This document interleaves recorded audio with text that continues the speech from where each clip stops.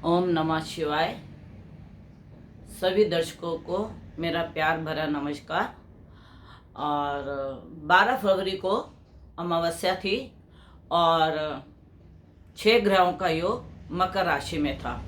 बुध, शुक्र, बृहस्पति, शनि, सूर्य और चंद्रमा। तो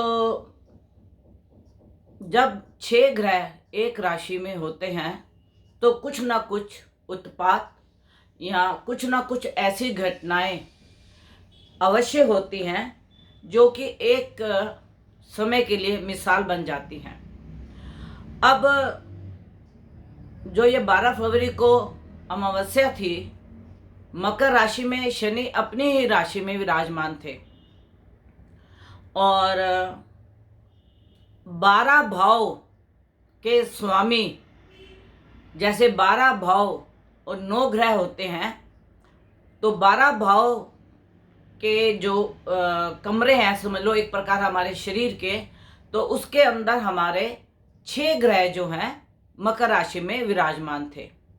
जब एक जगह ग्रह इकट्ठे होते हैं तो कुछ उत्पात, कुछ मीटिंग, कुछ सलाहकार या कुछ एडवाइस वगैरह चलती है और जगह थोड़ी सी तंग हो जाती है जब एक ही घर में सारे ग्रह एकत्रित हो जाएं। अब वृष राशि में राहु थे, केतु वृषभ राशि में थे और मंगल मेष राशि में। बाकी सारे के सारे ग्रह आपके मकर राशि में विराजमान थे। अब अगर आप किसी व्यक्ति के घर में जाते हैं तो आपको भोजन उसी के प्रकार का खाना पड़ता है जो उनके घर में जैसा उनके हिसाब से बना हो। तो यहाँ जितने भी जो ये ग्रह है ना, सारे एकत्रित हो गए और इन्होंने अपने अपने घर के फल छोड़ के शनि के साथ मिलके जो भी ग्रहों के फल दे रहे हैं। अब इसके अंदर मैं आपको एक बात बताना चाहती हूँ। जो ये ग्रह एकत्रित हो रहे हैं, आपको याद होगा कि 25 मार्च इसी साल जब संवत बदली थी हमारी, तो पंचकें थी और उसमें मैंने आपको यह प्रेडिक्शन की थी कि कोई 5 महामारियां आएंगी। कोरोना तो उस समय आ गई थी जब लॉकडाउन लगा था और अब यह संवत दोबारा मार्च अप्रैल में आते आते कोरोना काफ़ी का अंत हो गया। और ये भी मैंने आपको बताया था कि हमारे देश में इसकी दवाई और वैक्सीन बनेगी और हमारे साइंटिस्ट बनाएंगे और यह कार्य भी पूर्ण हो गया। अब मेरा आपसे सिर्फ यही निवेदन है कि जब 6 ग्रहों की युति बनी है तो इसमें कुछ ना कुछ तो उत्पात, झगड़े, लड़ाई, कुछ ऐसे कार्य अवश्य होंगे। और इसके अंदर जो मंगल है वह अलग है, तो इसलिए लड़ाइयाँ थोड़ी छुटपुट सी होंगी। और बृहस्पति देव भी इसी में है और अभी अस्त हुए हैं। जो भी ग्रह सूर्य के नज़दीक आता है और सूर्य से कम डिग्री का होता है तो वह ग्रह अस्त हो जाता है, उसके शुभ और अशुभ फल कम हो जाते हैं। यह सभी स्ट्रेंजर को भी मालूम है और सभी दर्शकों को भी मालूम है, क्योंकि वो यूट्यूब चैनल पे देख देख के इतना तो वह समझ गए हैं। अब उस वक्त में हमारा शनि वक्री हुआ था मार्च में। अब जब हमारा मार्च में शनि वक्री हुआ था तो मजदूरों पे बड़ी आपदाएं आई थी। फैक्ट्रियां बंद हो गई थी, लॉकडाउन लग गया था, मजदूर सड़कों पे आ गए थे। कुछ ट्रेन की पटरियों पे कटे मिले, कुछ पैदल चलते हुए मरे, कोई भूखमरी से मरे, मतलब इस तरीके से, कोई गर्मी से, मतलब ऐसा मजदूरों के ऊपर कष्ट आया था। तो यह जब तक शनि मकर राशि में रहेगा मजदूरों के लिए कुछ ना कुछ उत्पात होता रहेगा। अभी देखिए किसान आंदोलन चल रहा है। अब किसान सारे बैठे हुए हैं धरनों पे, दिल्ली के चारों बॉर्डरों पे किसान बैठे हुए हैं। इनके जो मजदूर हैं, जो इनके मजदूर खेतों में काम करते हैं, उनके ऊपर आपदाएं आएंगी, क्योंकि जब मालिक नहीं होगा तो मजदूर भी क्या काम करेगा और कितना काम कर लेगा। तो उनके ऊपर भी ये इस प्रकार की थोड़ी आपदाएं आएंगी, यह अवश्य है। और किसान भी एक प्रकार का मजदूर है, उनके ऊपर भी यह प्रॉब्लम, उन्होंने भी ये प्रॉब्लम की हुई है, आंदोलन उनका भी चल रहा है। तो इसके अंदर मैं आपको सिर्फ यह बताना चाहती हूँ कि 4 फरवरी 1962 को यही ग्रहों की युति बनी थी मकर राशि के अंदर। तो भारत और चीन का युद्ध हुआ था और उस वक्त हमारी स्थिति इतनी अच्छी नहीं थी, जिसकी वजह से हम युद्ध को नहीं झेल पाए या अधिक देर तक युद्ध नहीं हुआ। अभी हमारी स्थिति इतनी अच्छी है कि हम, अगर चीन हमारे साथ छुटपुट भी लड़ाई करता है, और यह जो लड़ाई होगी मंगल की वजह से होगी, मंगल भूमिपति की वजह से, और इसका हमें पक्का परिणाम ये निकलता है कि हम इस युद्ध को जीतेंगे और अवश्य जीतेंगे। बड़े युद्ध होने की तो मुझे कई संभावनाएं नहीं लगती, लेकिन छोटे मोटे बॉर्डर पे सीज फायर वगैरह होंगे। और दूसरा, यह स्थिति कब तक बनी रहेगी? यह स्थिति बनेगी 28 अप्रैल 2022 तक की। और क्योंकि शनि तब तक मकर राशि में रहेगा, मजदूरों के साथ भी कुछ ना कुछ उलझने होती रहेंगी, ये किसानों के भी छुटमुट ये आंदोलन होते रहेंगे, और इसी प्रकार से। और इसमें हमारा सबसे बड़ा ग्रह सूर्य भी मकर राशि में आ गया। तो इसमें कहा जाता है कि जो देश का राजा होता है या जो घर का मुखिया होता है, वह किसी सलाहकार की सलाह से घर चलाने की कोशिश करता है, या जो कोई घर में दिक्कत आई हो उसको दूर करने की कोशिश करता है। जिस तरह कि एक ही घर में 6 ग्रह इस वक्त एकत्रित है, तो उसमें सब आपस में सलाह कर रहे हैं कि हमें किस स्थिति में और किस स्थिति में कैसे सब कार्य करना है। तो अगर देश का मुखिया माने, अपना प्रेसिडेंट माने, प्राइम मिनिस्टर माने, मुख्यमंत्री माने, या कोई भी मंत्री माने, तो यह अपनी सलाहकार से सलाह लेके आगे के निर्णय करेंगे, जो कि यह निर्णय गलत साबित होंगे।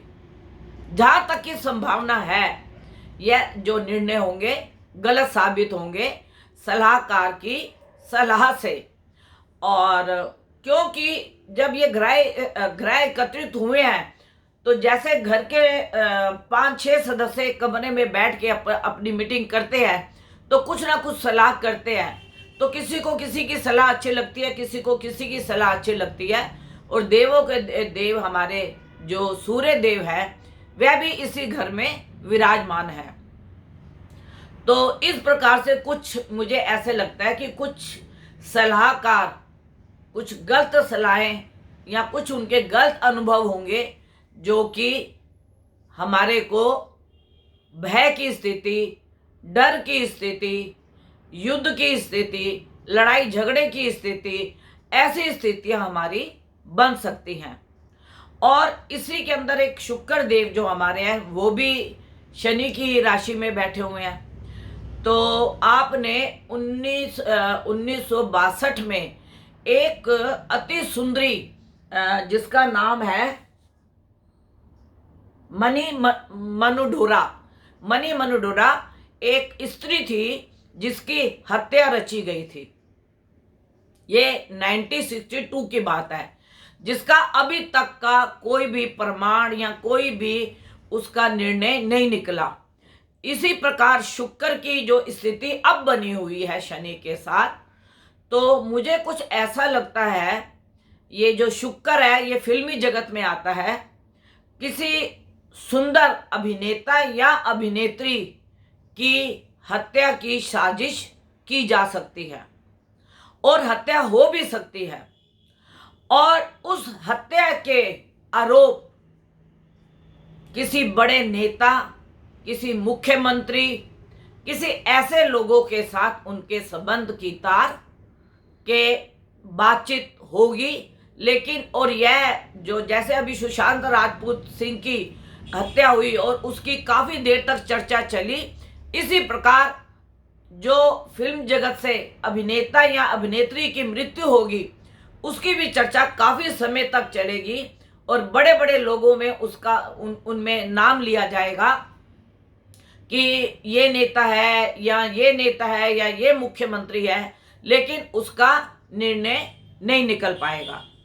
दूसरा, शनि जो है, शनि जो ग्रह है, जो मकर राशि है, यह जल तत्व राशि है और वन तत्व राशि है। लकड़ियों का और जल का इसका योग ज्यादा बनता है और इस तत्व की यह राशि है। अब इस तत्व के राशि के होने से, जल तत्व के होने से बारिश का काफ़ी प्रकोप रहेगा। कहीं सुनामी आएगी, कहीं बाढ़ आएगी।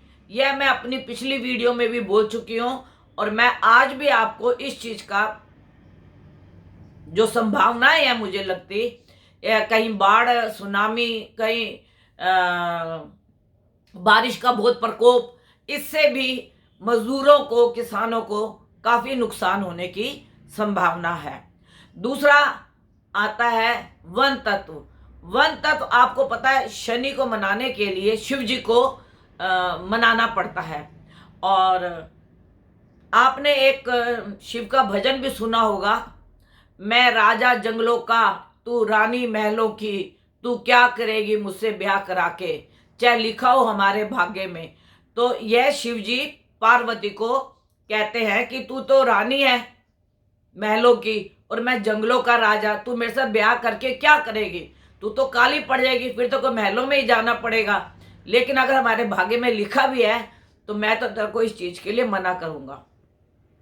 तो अब आप ये देखो, जब वो जंगल के राजा हैं और शनि मकर राशि उसमें आती है, वन तत्व में, तो वनों में भी आग लगने की संभावनाएं हैं। इस जो वनों में जो आग लगेगी उससे हमारे जीव जंतु, जानवर काफ़ी लुप्त हो जाएंगे, काफियों की मृत्यु हो जाएगी। कुछ कुछ तो पक्षी, जानवर ऐसे होंगे कि जो हमारी आने वाली पीढ़ी सोचेगी कि चिड़िया कैसी होती थी, या कबूतर कैसे होता था, या कौवा कैसे होता था। ये तो मैंने आपको नाम दिए हैं, लेकिन कुछ पंछी ऐसे होंगे जो कि लुप्त हो जाएंगे। वनों में भी काफ़ी आग लगेगी और वनों का नुकसान भी बहुत होगा। तो यह जो है जितना भी नुकसान है, यह 28 अप्रैल 2022 तक, जब तक मकर राशि में शनि रहेगा तब तक यह मजदूरों की प्रॉब्लम, किसानों की प्रॉब्लम, पंछियों की प्रॉब्लम, अगजनी की घटनाएं, यह सब घटनाएं होती रहेंगी। और जैसे ही शनि कुंभ राशि में अपनी मूल त्रिकोण राशि में आएगा तो मजदूरों में थोड़ा सा ठहराव आएगा, यह लड़ाई झगड़ों के उत्पात कम होंगे और फिर स्थिति संभलने के लायक हो जाएगी। अभी कुछ स्थिति ऐसी है कि मुझे ऐसा भी लगता है कि कहीं कहीं पे कर्फ्यू और दफा 144 या ऐसा भी संभावना लगती है। मैं इसके लिए पक्का श्योर तो नहीं हो सकती, लेकिन फिर भी मुझे ऐसी संभावना लगती है कि शायद इमरजेंसी की भी संभावना बन सकती है। और अगर आप काल पुरुष की पत्री से देखिए तो मकर राशि आती है 10वें स्थान में। 10वां स्थान हमारा होता है कर्म का, और कर्म स्थान में हमारे 6 ग्रह विराजमान है, जहाँ से हमें मान भी मिलता है, सम्मान भी मिलता है, कर्म भी होता है और कार्य की प्रगति भी होती है, धर्म कर्म भी देखे जाते हैं।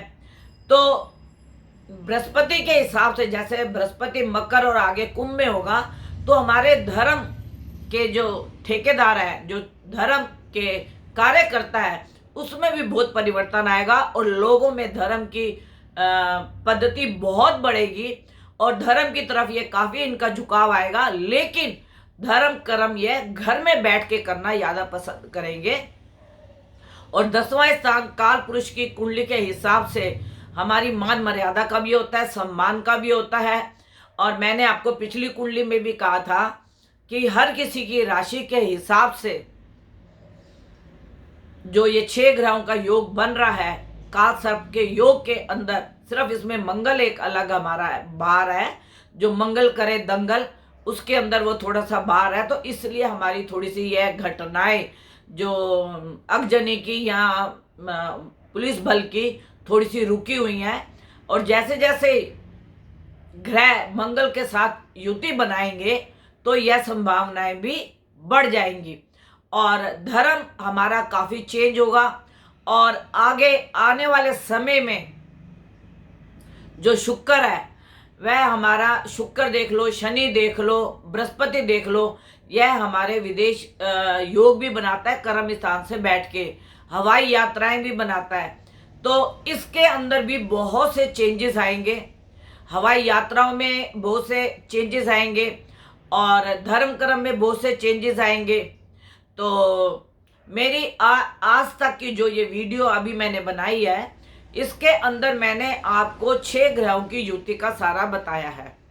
तो 6 ग्रहों की युति 28 अप्रैल 2022 तक इसकी जो घटनाएं हैं, जैसे ग्रहण का कब तक समय मतलब उसका प्रभाव रहेगा, तो इन 6 ग्रहों का कब तक प्रभाव रहेगा, जब तक शनि मकर राशि में रहेंगे तब तक प्रभाव रहेगा। और यह है 28 अप्रैल 2022 तक।